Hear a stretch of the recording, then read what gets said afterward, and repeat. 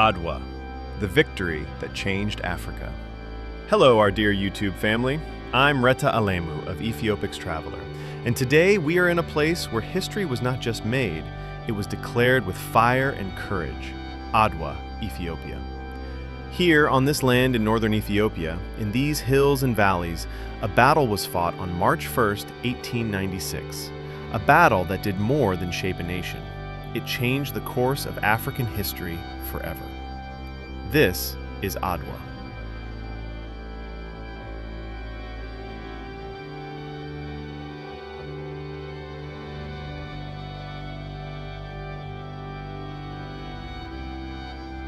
A world on the brink.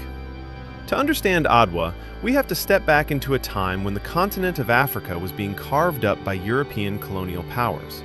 In the late 19th century, almost all of Africa had been claimed by foreign empires, by Britain, France, Germany, Portugal, and others, all seeking land, wealth, and influence. Italy, a newly unified nation with imperial ambitions, had already seized parts of Eritrea. They wanted more, and their eyes turned to Ethiopia. The immediate cause of the conflict that brought us here was a treaty, the Treaty of Wuchale, signed in 1889 between Emperor Menelik II of Ethiopia and the Kingdom of Italy. On paper, it was meant to be a diplomatic agreement on trade and cooperation, but the two sides interpreted it very differently. Italy's version made Ethiopia effectively its protectorate, while the Ethiopian version did not, a contradiction that Italy used to justify invading Ethiopian territory. Eventually, the dispute boiled over into war.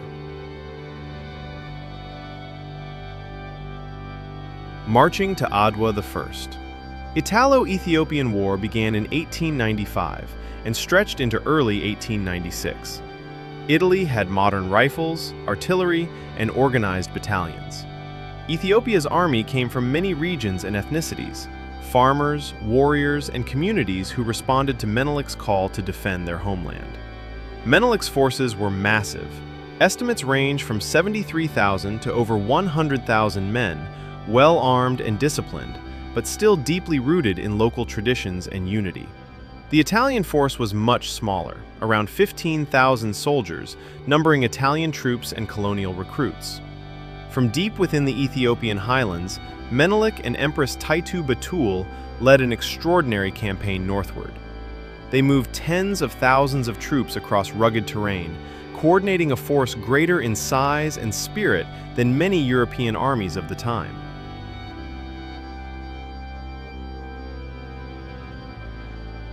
The battle unfolds.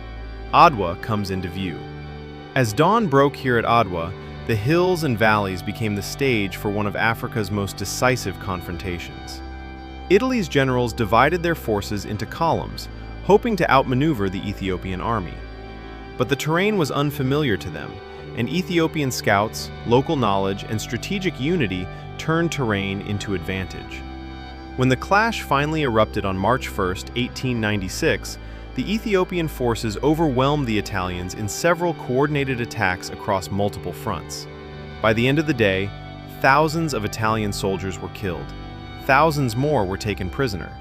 Many of Italy's officers, including generals, fell on this ground.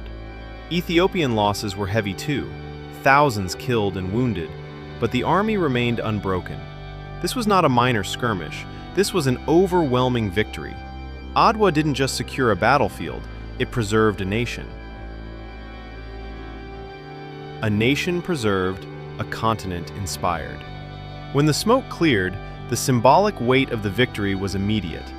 Italy was forced to abandon its claim to Ethiopia as a protectorate and recognize Ethiopian sovereignty in the Treaty of Addis Ababa later in 1896. Ethiopia remained one of the few African countries to avoid colonization during the Scramble for Africa. Across Africa and the African diaspora, the victory at Adwa resonated like thunder. Kwame Nkrumah, a leading voice of Pan-Africanism and the first president of Ghana, called this victory a turning point for the continent, proof that Africans could unite and defeat a European imperial power on their own soil.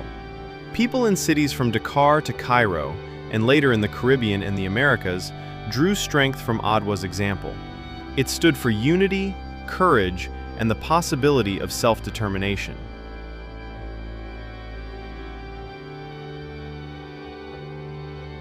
Not just men, women in the struggle. At Adwa, defense of the nation was not limited to male warriors. Women, led by Empress Taytu, were essential to the war effort. She was not just a figurehead, but a strategic leader, rallying camp followers, organizing supplies, and overseeing logistics. Thousands of women accompanied the troops, carrying water, food, and moral support, a reminder that this was a battle of a whole society, not just an army.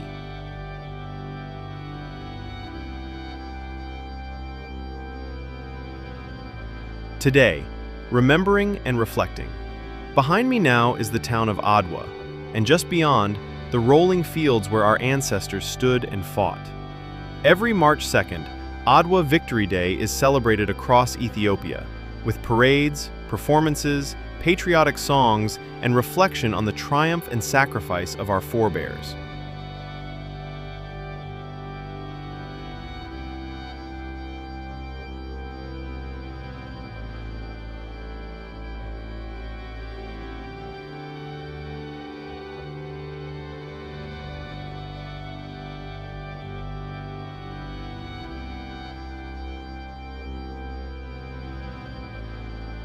What happened here was recorded in history, but its legacy lives in the pride of a nation and the courage of a continent.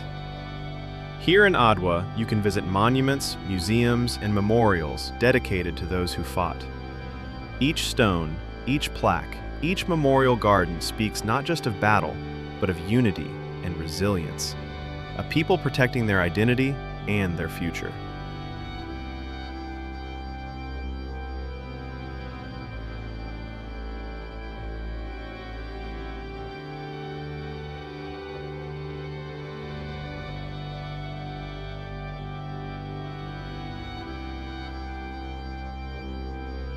Why Adwa still matters today. For many outside Ethiopia, Adwa is more than a historical footnote. It is a symbol of resistance. The day an African nation stood as an equal against European colonial ambition and emerged victorious. Politicians, scholars, and activists often point to Adwa as a foundational moment. It is not just a point in history, it's a source of confidence, inspiration, and pride for people fighting inequality and asserting cultural dignity around the world.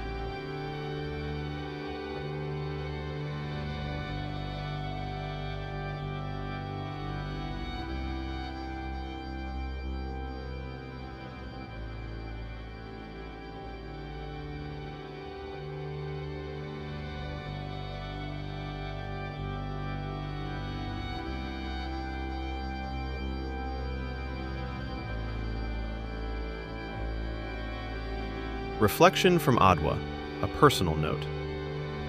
Standing here today, where the dust of battle once settled, I feel the strength of generations behind me. I think of my ancestors, of farmers who picked up rifles and spears, of communities united across regions, of women whose courage sustained an army, and of a leader who refused to bow. This is why Ethiopia remains independent today. Not because it was easy, but because countless men and women chose unity over division, courage over fear. Adwa is not only a victory of the past, it is a reminder that when people stand together for freedom, no force on earth can erase their resolve. Thank you for standing here with me in Adwa, witnessing history not as a distant event, but as a living legacy.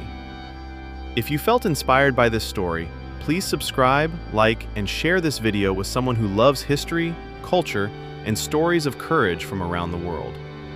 And as always, keep exploring, because the world's greatest lessons are found where history was made.